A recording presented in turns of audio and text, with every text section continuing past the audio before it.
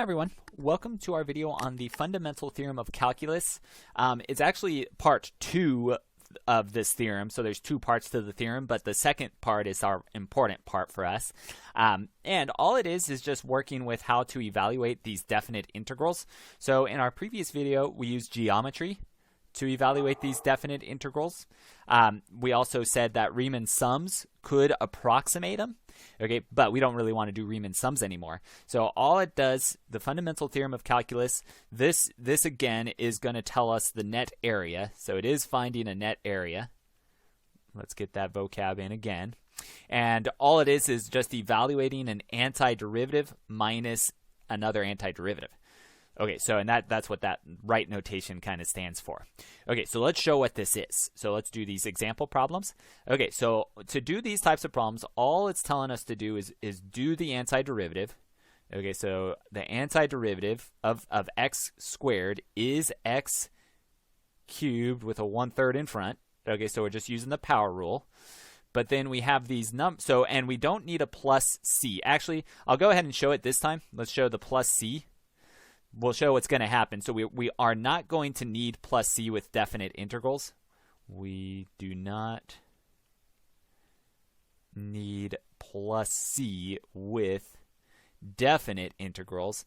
So, and definite integrals just means that we, again, are finding the net area, which means we have these little numbers on the integral sign.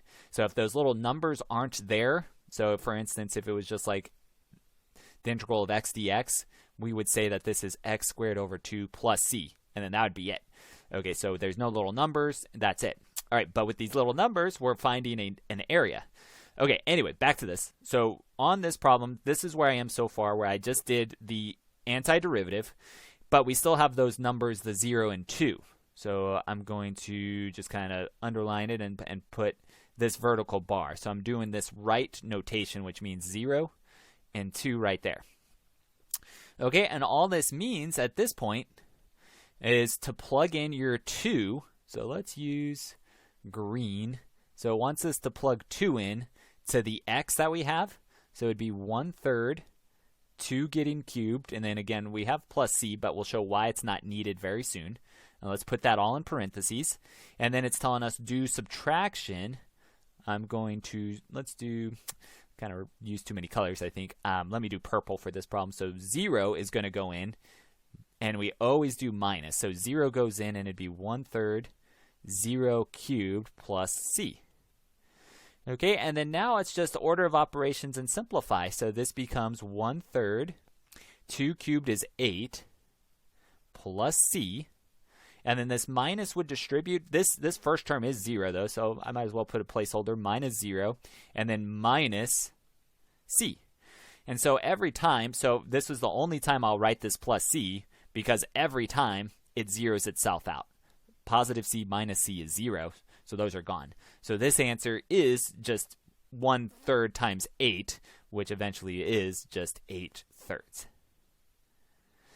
Okay, and all it means, so it says to interpret it. All right, so what we had, I'm just going to make a quick sketch. So here, that sketch is a parabola. So this is the y equals x squared.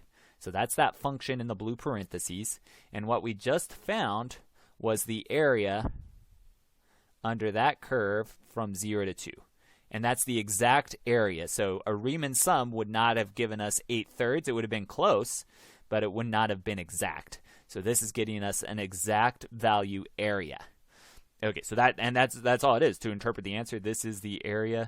This is the net area, let's say, net area under the curve from x equals 0 to x equals 2.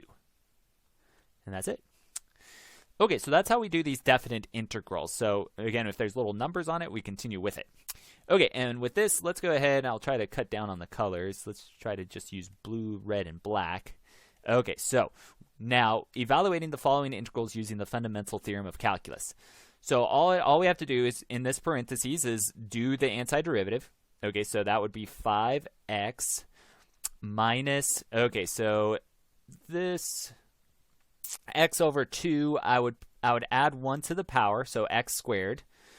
and then we're going to multiply that denominator by 2. So it would be 4, just like that. And then in parentheses, so that is the antiderivative. Again, no plus c needed because we saw it zeroed out. So we'll just keep that. And then let's do our vertical bar, -3 and 4. And then at this point in the parentheses, it might be worthwhile check with the derivative. If the derivative of 5x is 5, the derivative of x squared over 4 would be x over 2. So it is a match. And then now let's plug these in. So I'm going to do it in blue. So 4 is going to go into the x's. So this becomes 5 times 4 minus 4 squared over 4. And then it's always minus the second one going into the x. So 5 times -3 minus -3 squared over 4. So it's always set up like that. And then now it's order of operations. And with us, we could usually use a calculator. So at this point, you could plug it all in. But let's go ahead and I'm going to simplify. We have 20 minus 16 over 4 would become 4. And then minus, this is looking like -15. And then -3 squared is 9. So it'd be minus 9/4, like that. Okay, and then however way you want to continue simplifying it, I'm going to, let's go ahead and do 20 minus 4 is 16. And then I'm going to distribute this negative in this step as well. So I'm going to do plus 15 minus plus 9/4. Okay, since they're both negative. Okay, and then now we've got 16 plus 15 is 31. And then plus 9/4. All right, and then probably they would want a fraction, so I'm going to go ahead and continue with a fraction. So I'm just going to do some scratch work to the side. 31 over 1 plus 9/4. I would need to multiply both of those by 4. And so 3, 6, 9, 12, 124 plus 9/4. And then that gives us 133 over 4. Okay, so that's that. And again, at this point right here, if you use the calculator, that's fine. Just make sure it's entered all in the exact same way with the parentheses, and that way it will give us the correct answer. Okay, anyway, so, and this is, again, just an area under the curve, under that curve, from -3 to 4. Okay, so that's how we can break it down. All right, so let's do a few others. So let's evaluate the following integrals using Fundamental Theorem of Calculus. All right, so on this, well, the antiderivative is just 10e to the w, so that one's real nice. And then we'll put our vertical bar to show that we're ready to start to plug those in. And then I'm going to use blue again to plug this natural log, that natural log of 2, into the w. So this now becomes 10e to the natural log of 2. And then always minus the next one going in, 10e to the 0. And then now it's just simplify. Okay, so we have, this is 10. Now remember, e to the natural log of a number is just the number for a final answer. So e to the natural log of some number, I'm just going to use a, is always just that a left over. Okay, so so the natural log, so you might have seen that and be like, ugh, but this is actually a good case. So it's just 10 times 2. And then minus, here we have 10 e to the 0, as another reminder, is 1. So e to the 0 is 1. And so we have 10 times 2 is 20, minus 10 times 1 is 10. And then that all simplifies to be just 10.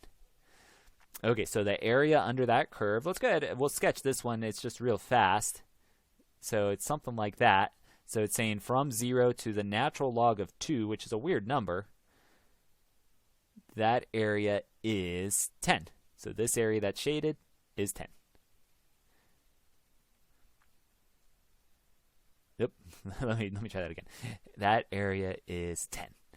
Okay, so that, again, that's all it's representing for us. Represents a total, and this is a total for when it starts to become applications. Okay, and let's do one other here for this video. So here we've got power rule. Okay, so it's just using our rules for antiderivatives.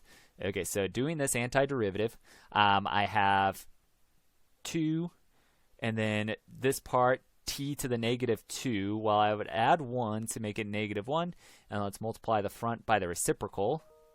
And then we have minus, I'm going to put 1 as a placeholder.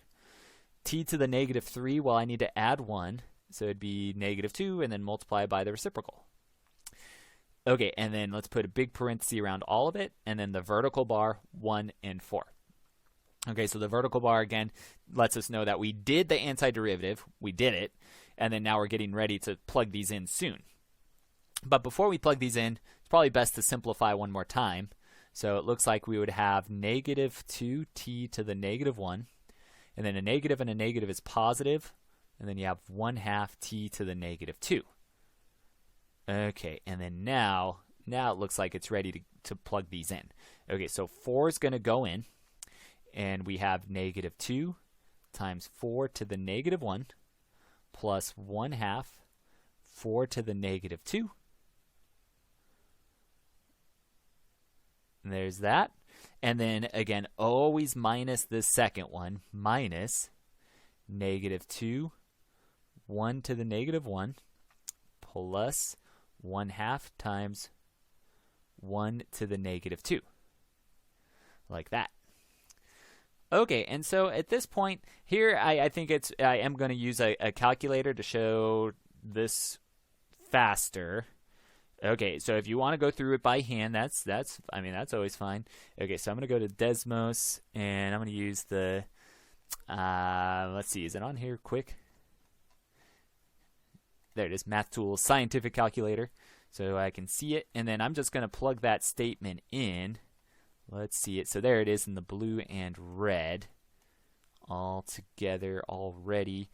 Okay, so let's plug that in, and I'm going to use those parentheses. So parentheses, negative 2, parentheses, 4 to the, oops. Let's actually go back one, backspace, parenthesis, there we go. And then to the negative 1. Let's move our arrow. And then we've got plus 1 divided by 2. Move the arrow, parenthesis, 4 to the negative 2. Like that. And then parenthesis. Oops.